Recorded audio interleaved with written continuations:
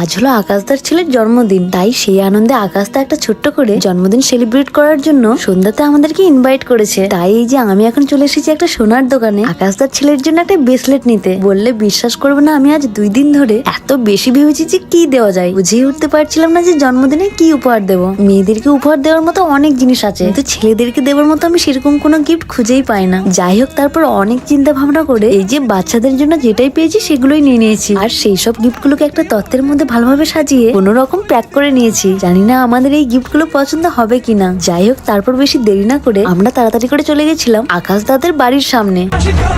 অবশ্য আকাশদা আমাদের জন্য দাঁড়িয়ে দাঁড়িয়ে অপেক্ষা করছিল, আর আমি এর আগে ক্যাফেতে তো অনেকবার এসেছি, কিন্তু আকাশদার বাড়ি এই প্রথমবার যাচ্ছি। আমাকে বাড়ির ভিতরে যেতে এত বেশি লজ্জা লাগছিল যেটা আমি তোমাদের বলে বোঝাতে পারবো না।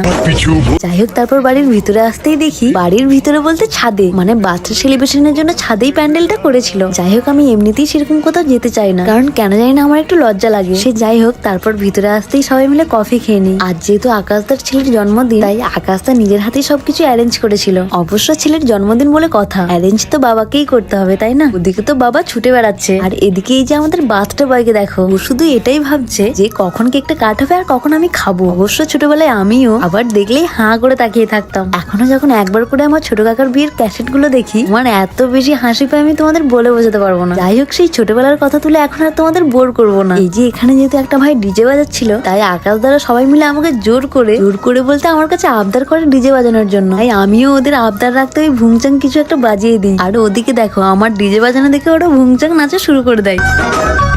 সত্যি কথা বলতে ছোট ছোট জিনিসগুলোতেই আনন্দ খুঁজে নেওয়াটাই হলো জীবন। এখানে যে এতগুলো মানুষ আছে, তারা এতটাই খুশি আছে যে দেখে মনে হবে কারোর জীবনে কোনো কষ্টই নেই, কিন্তু আসলেই কি সেটা সত্যি? যাই হোক, এসব কথা বাদ দিই। এখানে আমি একটা জিনিস থেকে পুরোই অবাক, আকাশ তো তার ফ্যামিলির সামনে আমাদেরকে এতটা সম্মান দেবে আমি সত্যিই ভাবতে পারিনি। একটা হাত খুঁজেছি, মানে 2টো কেক নিয়ে এসেছিল, একটা ছিল আকাশের ফ্যামিলির সবাই মিলে কাট করবে বলে, আর এই যে এই কেকটা যেটা কাট করছি, এই কেকটা নাকি আকাশটা আমাদের জন্যই নিয়ে এসেছিল। আজ একটা কথা বলতে আমি বাধ্য, আমার কোনো রিলেটিভদের কোনো অনুষ্ঠানে গিয়ে কোনোদিন একবারের জন্য হলেও এত বেশি ইম্পর্টেন্ট কখনোই দেয়নি। আমার মতো একটা সাধারণ মেয়েকে এতটা সম্মান দিয়েছো, মানে তোমাদের সানিয়া দিয়ে আজ পর্যন্ত কখনো এত বেশি ইম্পর্টেন্ট পাইনি। তুমি আর তোমার ফ্যামিলি আমাদের এত বেশি আপন করে নেবে, তাও আবার প্রথম আলাপে, আমি কখনোই ভাবিনি। যাই হোক, বোন হিসেবে অনেকটা ভালোবাসা তোমাকে আর তোমার ফ্যামিলিকে। এখানে তোমরা একটা জিনিস লক্ষ্য করেছো নাকি আমি জানি না, আমি যখন আকাশদার ছেলেকে ব্রেসলেটটা পড়াচ্ছিলাম তখন কিন্তু ওর মুখে সেরকম কোনো খুশি থাকেনি, কিন্তু তারপরেই যখন আমি ওর হাতে খেলনার তত্ত্বটা দিই তখন শুধু ওর মনের খুশিটা দেখো।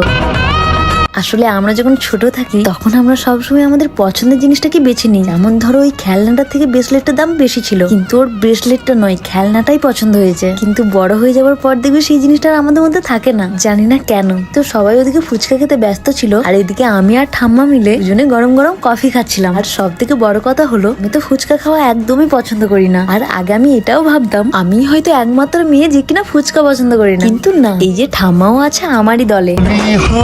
আমিও ফুচকা পছন্দ করি না, ঠাম্মাও ফুচকা পছন্দ করে না, তাই দুজনে মিলে মনের আনন্দে এই যে গরম গরম পপস খাচ্ছিলাম।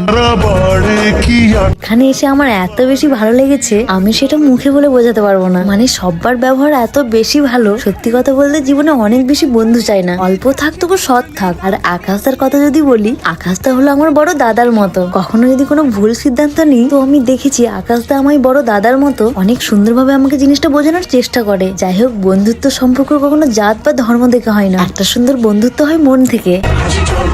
আর আমার কথা যদি বলি, আমি সবসময়ের জন্য মানুষের ব্যবহারটাই দেখি, তোমার ব্যবহার দেখেই তো মানুষ বুঝতে পারবে তোমার পরিচয়টা কি। যাই হোক, আজকের ব্লগটাতে আমি একটু বেশি ভাট বকে দিয়েছি, তাই মনে হয় না যে কেউ শেষ পর্যন্ত দেখবে বলে। তবে যদি কেউ কষ্ট করে শেষ পর্যন্ত দেখে থাকো, তাহলে কমেন্ট বক্সে তোমার নামটা অবশ্যই জানিও।